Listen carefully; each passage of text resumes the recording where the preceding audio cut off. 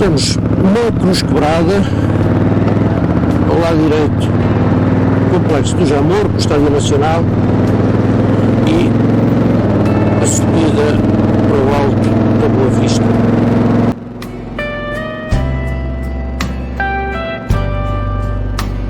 A tarde está sombria, o céu um bocado cinzento, fechado, mas esperemos não ter surpresas com a chuva.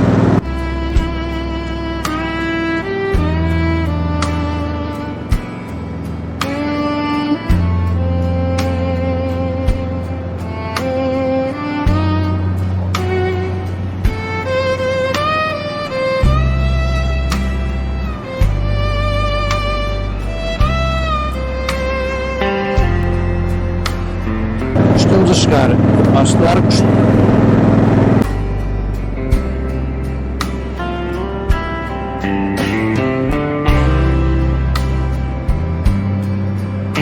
Palácio dos Arcos. Segundo reza a lenda, era naquela varanda que o rei Dom Manuel via partir as caravelas para a Índia.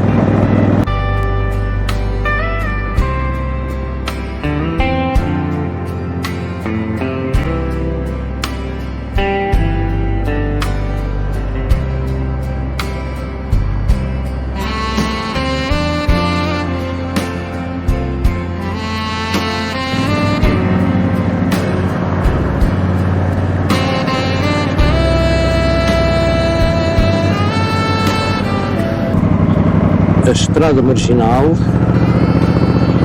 foi inaugurada, segundo julgo, em 1942 ou 43. Isto foi uma obra de inspiração do Ministro das Obras Públicas da época, Eduardo Pacheco, uma das muitas obras que ele promoveu, e já nessa altura tinha um objetivo muito declarado com a sua vocação turística, ou seja, mais do que uma estrada nacional para permitir a mobilidade das pessoas na região de Lisboa, esta estrada tinha uma clara vocação turística e foi construída tendo em vista precisamente o aproveitar da paisagem do Tejo, da Foz do Tejo e até à Baía de Cascais.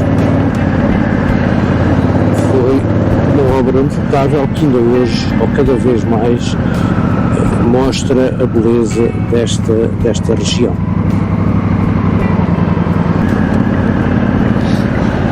A Baía de Cascais, o mar está um bocadinho picado, mas dá-nos uma vista espetacular para a beleza da Vila Cascais. E aqui um exemplo de arquitetura moderna, chamemos-lhe assim.